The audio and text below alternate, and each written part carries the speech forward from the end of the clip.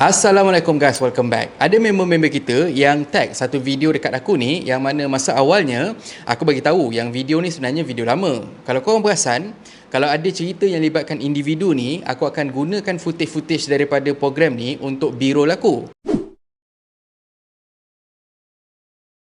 Tapi jujurnya, aku setakat screen record je individu ni, tapi aku tak tengok pun konten tu sampai habis. Bila isu ni jadi, barulah aku tahu yang video podcast ni rupanya ada banyak bahagian.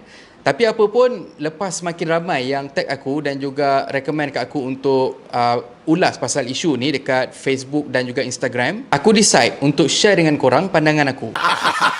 Kita memang sedia maklum, pengacara terkenal Azwan Ali memang seorang yang sangat-sangat bebas bila bersuara. Bukan setakat bebas melontarkan pendapat, tapi nampak bebas dan juga selesa menggunakan perkataan-perkataan yang aku tak berapa selesa nak guna. Lahanat! Dan dekat dalam podcast OK Let's Go, milik satu channel dekat Singapore, ada banyak soalan-soalan yang ditanya pada Azwan Ali dan salah satunya berbunyi macam ni. Apa persiapan Diva AA bila bertemu Munkar dan Nangkir? Ini lebih kreatif lah. Aku akan sound Munkar Nangkir. So sebat mak bapak kau dulu. Diva! Janganlah sampai gitu. Mak bapak kau lagi banyak dosa daripada aku. Ya Allah. Dalam grup ni, aku rasa seorang je yang bagi respon yang aku boleh terima, dan lagi dua orang host dekat dalam video tu, aku tak faham kenapa diorang nak kena gelak seolah-olah diorang encourage Azwan Ali dengan statement yang dibuat tu. Bapak kau dulu. Diva! Ampun. Janganlah sampai gitu. Yang pertama, ini rancangan live dan disiarkan untuk didengar beribu, malah beratus ribu orang. Makanya, apa yang aku nampak ialah statement dari Azwan Ali dan respon dari host ni menunjukkan statement ni berunsur santai, yang mana jelas sekali bagi kita, penganut agama Islam, kita rasa yang statement ni sangat-sangat sensitif. Walaupun aku tak setuju dengan perkataan-perkataan kesat yang Azwan Ali gunakan waktu jawab beberapa soalan dekat dalam podcast ni, yang mana itu sebab utama kenapa aku hanya screen record video-video dekat dalam podcast ni tanpa aku dengar apa yang Azwan Ali cakap.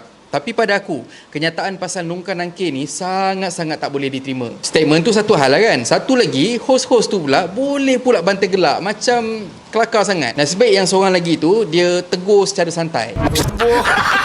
Janganlah sampai gitu. Ya Allah. Yang kedua, dari segi ilmu penyiaran, tambahan pula masing-masing dah ada banyak pengalaman dalam dunia media sosial, kisah viral dan perangai netizen. Jadinya aku rasa host dan juga tetamu undangan tu sepatutnya dah tahu dan juga masak apa yang patut dan apa yang tak patut dibuat. Pendapat aku, kita tahu statement yang Azwan Ali bagi ni memang bercanggah dan juga nampak kurang adabnya. Jadi apalah salah kalau kata Azwan Ali dah habis dah bagi statement tu, salah seorang daripada korang ni tolonglah buat disclaimer pasal kenyataan tu. Cakap je pada penonton, jangan pula tiru ayat Azwan Ali ni sebab ini hal agama.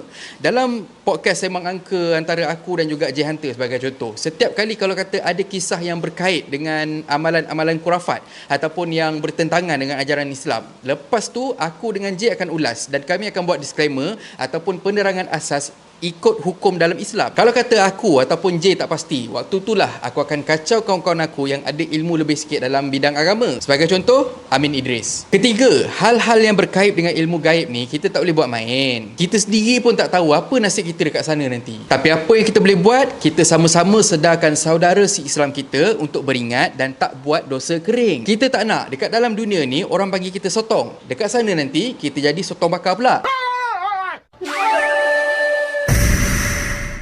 Yang pertama, personal dan dunia penyiaran sangat berlainan. Kalau statement Azwan Ali tu keluar waktu sembang dekat kedai kopi, impact dia tak sama bila kata kau sembang dekat broadcast. Kalau tengok total viewership untuk semua podcast Azwan Ali dekat channel tu, boleh dikatakan cecah dalam 300,000 lebih kurang macam tu. Lepas tu kau bayangkan pula, kalau kata 1% saja daripada pendengar yang anggap benda ni tak ada apa pun sebab ayat tu keluar daripada seorang personality yang sangat terkenal.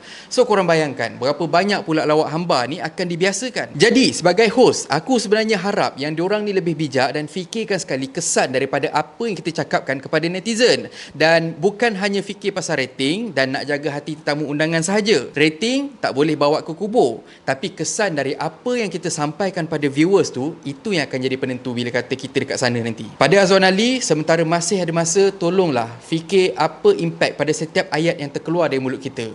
Aku tak pasti sama ada tujuan ayat-ayat pedih tu keluar adalah untuk Azwan rasa kekal relevan ataupun nak rasa yang dia seorang yang cool, ataupun tak ada siapa yang berani tegur dia dekat alam nyata. Ini nasihat daripada seorang adik lah kiranya kepada seorang abang, yang mana dulu aku memang peminat Azwan Ali waktu dia jadi pengacara berita. Jadi kepada Azwan Ali, tolonglah kembali jadi inspirasi kepada kami golongan muda untuk gunakan media sosial dan juga populariti kami untuk tujuan yang diredai Allah Subhanahu Wa Taala. Akhir kata pepantun, bapak gorila dabik dada, konon diri paling kuasa. Di dunia bebas berkata, di sana seksa menimpa. Dan kalau korang suka konten yang ada dalam channel ni, please consider to subscribe. Okay, so thank you very much for watching and have a nice day. Stay home dan stay sehat. I love you. I miss you.